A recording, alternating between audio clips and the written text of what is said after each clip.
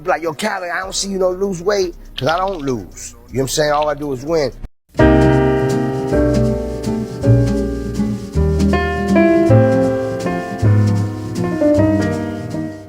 Hey everybody, it's Tony with Big T Bariatric, and I'm back at you with another video. And today I'm going to go over some of the biggest excuses on my 600-pound life, and there are sure a lot of them. When you get to be so big and you kind of get comfortable in your fatness and you say, you know what, I'm not going to do it, I'm not going to try anymore, I'm comfortable, I like my drug, I enjoy being fat, even though my life is completely miserable and falling apart and I'm risking my life here, I'm totally comfortable where I'm at because I can't imagine my life without food.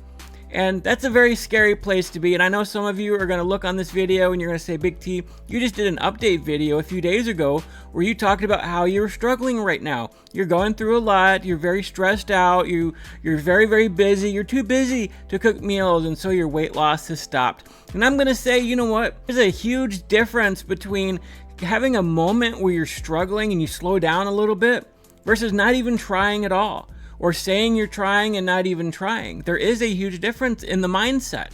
I've already lost 253 pounds. It's okay for my body to kind of hit a stasis where it kind of sits still for a little bit, where I'm not losing any weight for a little period of time. But what I also said is I'm not gonna get comfortable where I'm at. I can't use that as an excuse of why my weight loss has stalled. And I need to keep pushing forward because I'm not at a healthy point yet.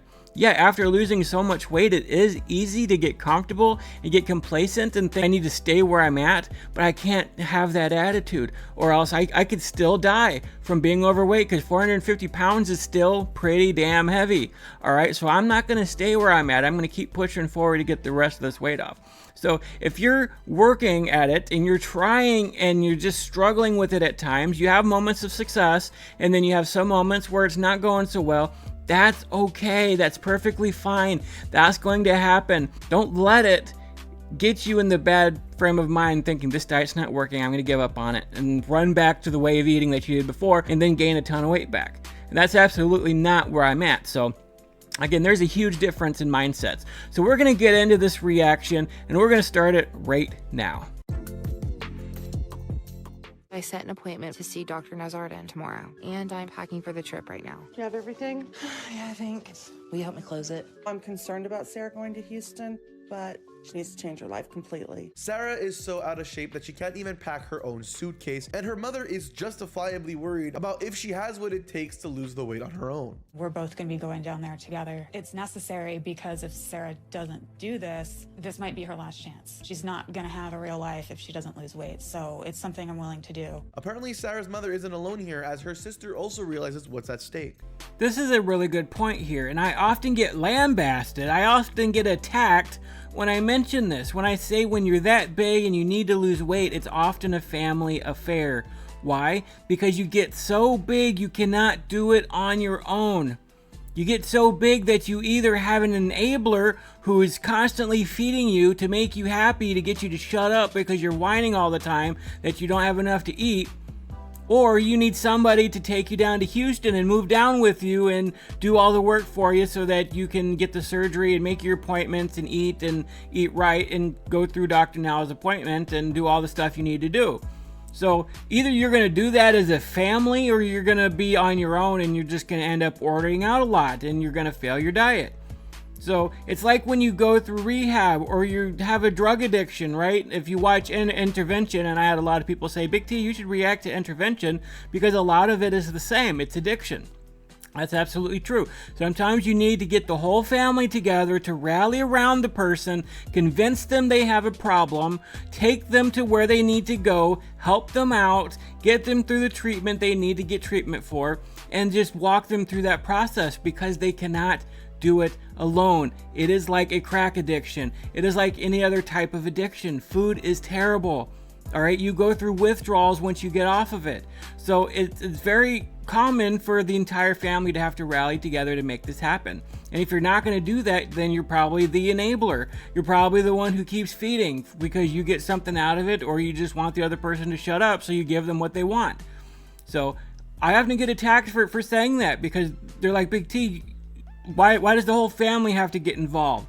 All right, it's what I eat is what I eat, and that's my business, and just leave them off to do whatever they want to do. It's like, all right, fine. Well, your loved one's going to die because they have a problem and they can't get over it on their own. When you're 700 pounds, it's very, very rare. It does happen, but it's very rare for somebody to find the willpower to do it 100% on their own, to lose the weight, to eat right. I mean, we've all tried it. I've had it, like I said, over a decade, sometimes 2 decades, where I've been trying to do it by willpower alone. And it's not until I went to a clinic where they had a therapist and a psychologist, where I had a dietitian and a surgery to help me do it. Like, I could not do it on my own. I tried and failed. So you need help. You need somebody to guide you. And when you're that big, you can't cook, you can't clean, you can't do anything. So when you're that big, you rely on other people to help you out. So the family is either going to hurt or help that person. And that's a really good, important point that we often forget about when we think about this whole situation. Sarah, you just yell across what you want to order, okay? I don't want to talk. Can I get a number 1 with a medium fry? An additional? Yeah. And that's it? Yes, please. $8.75 for Okay, thank you. He was very shocked that you wanted a second fry. You know it's bad when even the McDonald's drive-thru guy thinks you're ordering a little bit too much. I mean, that just proves my point right there. Who took her to the fast food restaurant? The sister, right?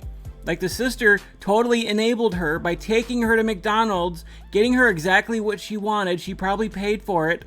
That was probably her car that they took, because when you're that big, you probably can't get a job. You probably don't have any money. You rely on other people to take care of you. Now, I know some of them on the show, they have money somehow. Maybe they're on disability. I tried to get on disability and I was denied several times. But I don't know where she got her money from. It was probably the sister who paid, and the sister enabled her right there by taking her to get the food that she wanted, allowed her to get whatever she wanted. Large portions, extra fries, whatever, to the point that even the guy at the speaker was like, are you sure? Like, that's a lot of food. Are you taking it to a picnic? Are you going to a whole church potluck? What are you doing with this food? Oh no, it's all for you? You're scarfing it all down? That's kind of a lot of food, yeah. As someone who used to eat that much food, I totally understand that. I used to get extra nuggets and fries just for the drive home because I was so hungry that I couldn't bear the 2 minutes it took to drive home without stuffing something in my face. So exactly, the family enabled her at that moment. Instead of encouraging her to eat healthy and saying, you know what, either I'm going to help you or I'm taking my whole hands off the situation and I'm going to walk away and let you deal with it on your own, the family decided to enable her. And you know, that's going to end up having tragic consequences if it continues and she doesn't get the help that she desperately needs. We're headed to my first appointment with Dr. Now, and my emotions are all over the place. Because what happens today is going to determine my whole life. Sarah and her sister have finally made it down to Houston for her weigh-in at Dr. Now's office. I know it's the only option I have left. So whatever it takes today, I have to do it. 642 pounds? Neither Sarah or her sister said anything verbally when that number popped up, but you could see everything in their eyes. Sarah is completely stunned with that figure while her sister just looks on in pity. Seeing that number is humiliating, especially with my sister here. I have to do something about my weight. So I just hope I'm about to get the help I need. Honestly, yeah, humiliating is probably the right word for it. Nobody should be that big. There's something very humbling about being face to face with your highest weight. I mean, it's absolutely scary. You sort of are in denial for a very long time. You don't want to know what that number is. You just keep wanting to enjoy the pleasure while you have it. And if you come face to face with it and you actually see it on the scale, you actually see the numbers, you're like, I have to do something about it. I have to change. I can't keep doing this. But it's also because, you know, it's very difficult to find a scale that will even go that high. Even at my own doctor's office, it goes to 450, and I was well above that. I was several hundred pounds over that. So, you know, you don't even know what you weigh a lot of the time, and so you don't even know the damage you're doing to yourself. You should know by what you're eating, but you're so enamored with the drug that you're taking, get so many good feelings from it, you don't even want to look, you don't even want to know, and you're in such denial over it. So that is a huge step, believe it or not. It's a huge step to actually go all the way down to Houston, to step on that scale, and to get it checked. Now she's at a moment where she looks at it and she's like, I need to change, I need to take care of this. And that's a good place to be, that's a very good start. I want you to lose at least 30 pounds in 1 month.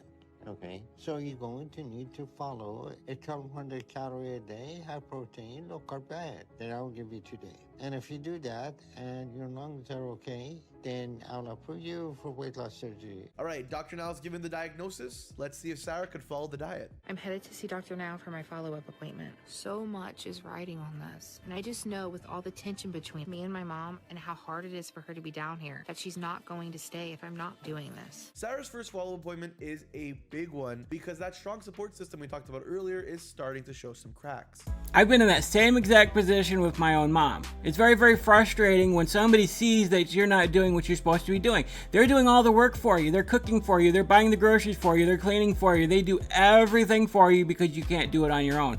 And so when you're doing well, they will gladly support you and they'll gladly do things for you because you're doing things for yourself. You're actually trying. You're working on it. And so while my mom was doing all that for me, she got to a position where she's got tired of it. She goes, Tony, I can't keep doing this for you. You're supposed to be doing this on your own. You're supposed to be helping yourself, but you're not. What's going on here? And so she got very frustrated with me many times because I wasn't doing what I was supposed to be doing. And so the same thing is going on here. I could tell she's going to get on that scale and it's not going to be good. Because people are very glad and happy to support you when you're doing well. But when you're not doing well, guess what? Everybody moved to Houston to help you out there, lady. And so now they have to stay there even longer. It's going to be another month or 2 months or 3 months. And it's like, the longer this goes on, the longer everybody else has to put their life on hold for you. And so that's a very difficult position to be in. And so that's when the support system starts cracking and breaking down. But I need to be at or below 582, and I really hope I'm at least close to that.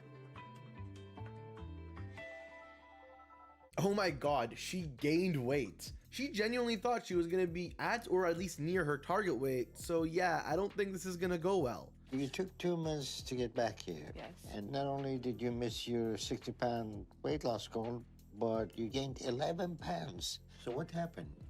We've been eating out a lot because we've, been traveling these last few days, but... You know that's no excuse, and that hasn't been the case in past 2 months. Did she really think that excuse was going to fly with Dr. Now?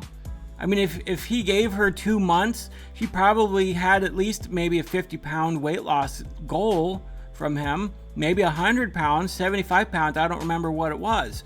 But yeah, I gained 11 pounds because we've been traveling the past few days. 1, you could choose healthy options. 2, you can pack a lunch to travel with. Make sure it's healthy, some turkey sandwiches, something. You don't have to do fast food when you're on the road. And 3, there's no way her weight gain would be 11 pounds just because of 2 days of eating out. It's absolutely ridiculous that she thought that was going to work, when she should have lost at least 50 pounds in those 2 months if she followed Dr. Now's diet. So the excuse here is absolutely ridiculous. My weight makes things a lot harder on me. It's hard for me to stand, it's hard for me to get around, it's hard for me to do normal things. My weight's handicapped me. Like so many other patients on the show, Chuck is in a state of eternal pain due to how much weight he's carrying around. How's my little man? Say hi. Say Papa. I've always wanted a son, and we had the opportunity to adopt Nathan, and he's the best thing in the world. I like to go outside with Nathan and play, but I can hardly walk without getting winded. And look at that, it's gotten so bad that Chuck can't even be a father to his son, and I can't imagine what that must feel like. Main thing that really upsets me is putting a lot of strain on my wife. Hey, baby, will you come get the phone for me? Thank you, baby. Marriage is extremely difficult when you're married to someone who's 600 pounds. A lot of flack for saying I wanted to wait to lose the weight before meeting somebody and getting married, and this is exactly why. Because the wife is not only probably cooked dinner for the guy, she was also cleaning the dishes, and then the phone starts ringing and he can't even walk a few feet to pick up the phone. She has to come all the way from the kitchen while she's cleaning and hand him the phone so he could answer it. I mean, that's absolutely ridiculous. When you're that big and you're married to somebody that big and you're doing all the work, it's very difficult to do anything, to be romantic, to have intimacy, to help out around the house, like you are stuck sitting on a chair all day long and your spouse is doing everything, probably working too, making all the money, going grocery shopping, doing all the stuff. And by looking at the size of the wife is probably another family affair where both of them are not eating very well. She is probably enabling him because she likes it herself. And so while she's making the money and buys the groceries for him, well, she has to eat the stuff because she's not going to buy double the groceries. She's not going to buy all the food that he needs to eat and also buy herself something healthy. So this is something they both have to do together if they're going to be successful at it. We don't have an intimate relationship. Our marriage is much more caregiver, patient. As if that wasn't enough, Chuck's weight is clearly creating a negative impact on his marriage, and nobody wants to be a full-time caretaker, but it's essentially the role Chuck's wife has to play. Let's get britches on. Oh, honey. I just feel like a servant. Being a single mom is one thing, but being a single mom, and there's another human being there, it's much harder. That is really tough to see. Chuck's poor wife is basically raising their son all on her own, and while she's clearly struggling with the toddler, he's just laying down and eating. I can't imagine how that makes either one of them feel. Our family won't last much longer if something doesn't change. His wife is openly suggesting divorce, and frankly, I can't blame her. It's gonna be okay. Mr. Turner?